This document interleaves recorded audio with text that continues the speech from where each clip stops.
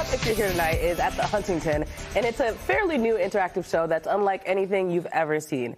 This underground experience blurs the line between audience and performer, and we'll have audiences connecting, laughing, thinking, and up on their feet. And so here to tell us about it is Jim Ortlieb, who is the star of the show. Thank you for being here, first of all. I'm so glad to be here. We were talking offline about why this show was written by John. Can you give us a little more depth as to the background of it first? Well, it happened out of the death of a great actor named Hal Holbrook. And the day after he died, I called John up and I said, John, Hal Holbrook died. He's never going to do that one-man show about Mark Twain ever again. So why don't you write a show for us to do for the rest of our lives? Until I'm at least 92. And that's what you still have a lot to do. Yes, I got a little time left. And he did within a month. And you learned it as quickly as you could as well. As quickly as I could. We had a reading about a month later, and we started doing the show a couple of months after that. It took me a couple of months to get off book, but it generally worked. Yeah, so I actually saw it. I was not told exactly what the show was about before I went, which I thought was very... At least for me, I thought it was perfect because there were literal no spoilers. But for you, how would you describe this show for someone that could be walking into the room and not have no background? You know, I described the show by talking about Yahtzee. You know, there's that cup with the five dice in it, and I am holding the cup, and the cup is the play, and by the end of the show, I turn it over, and you have a new way to look at the world. It's a different number on the dice. It's a strange, but it's really about this guy who is on a mission to create some connection between the audience and themselves, and the audience and me, and the audience and each other.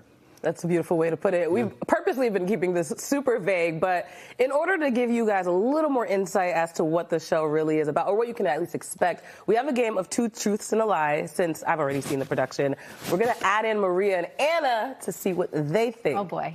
So here's the first prompt. Jim is going to read the 3 bullet points of potential situations that may or may not happen during the plays, and then Anna Maria, you're going to guess which bullet is the lie. Okay. Yes. So Where's are you ready? The lie? You're ready, Jim. You can start. I'm ready, yes. A man came on stage and introduced himself and then hugged me. Okay. That's number 1. Number 2, someone came up on stage and tried to pick my pocket.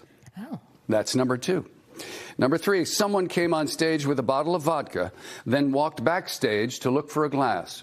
Good thinking. What do you think, ladies? I think the lie's the pickpocket. I would go with number 2. That'd be so terrible. Yeah, that didn't happen. You're absolutely right. Well done. That would be terrible. Right, it was terrible. You're an actor. Not so terrible. It would have been. Right.